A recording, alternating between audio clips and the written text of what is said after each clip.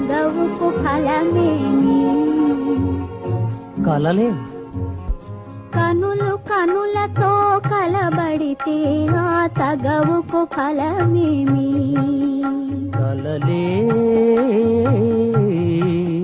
నా కలలో నీవే కనబడితే ఆ చొరవకు బలమేమి? మరులే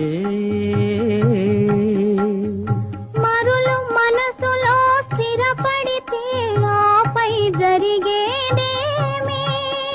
మనువు